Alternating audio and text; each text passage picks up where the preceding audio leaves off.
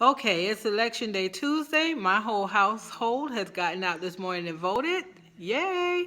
Even the 10-year-old went out. She went to the booth with me, and I let her put her hand on mine as we voted for Hillary Clinton. And so, yeah, so that is out the way. It's done. I'll be on pins and needles all night waiting for the results, hoping Hillary wins for what I feel are all of the obvious reasons. And so if you haven't voted yet, I'm hoping that you will get out to vote. Please exercise your power, your right to vote. And even if you're not voting for Hillary, please get out and vote. It's important. It's a responsibility. It's an accountability that we have. Being a citizen in this country shouldn't be a spectator sport.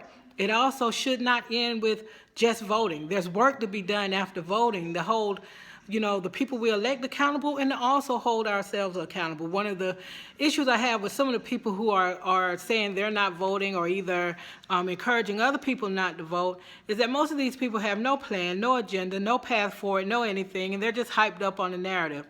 I'm good with you being hyped up on the narrative because I'm hyped up on mine, but I have action to go with it. So if you got action to go with that narrative and you're not voting, okay. But if you don't and you're just doing all of this, this is not a spectator sport. So either you need to get in and play or kind of just get out the way. But it's not a spectator sport, so vote. I was home in my small town here in South Carolina, my small hometown here in South Carolina, where my mom lives, and we were driving from one place to another, and she was pointing out the different fields where they used to pick cotton. And I just thought, here's my 75-year-old mom who literally picked cotton, who literally had to walk to school. And she said white kids would pass by them on the bus, call them nigger, would spit on them. She literally lived through that, excuse me, long enough to see Barack Obama elected, and then also still here, thank God, living to see us potentially elect a person who is supported by the Klan. That's a lot for one person to personally experience. And guess what? She's not jaded at all. She was at the polling place an hour before it opened this morning to vote.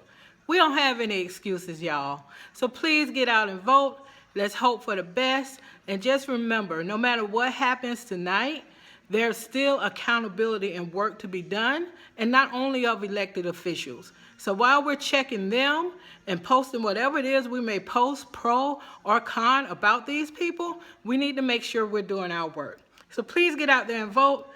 Let's really hope for a greater America, meaning being the America that I feel like this country has always or should be aspiring to be, because I don't think we've ever really reached what we proclaim. But that's another long story, and I won't get into that here. But just please vote. Bye.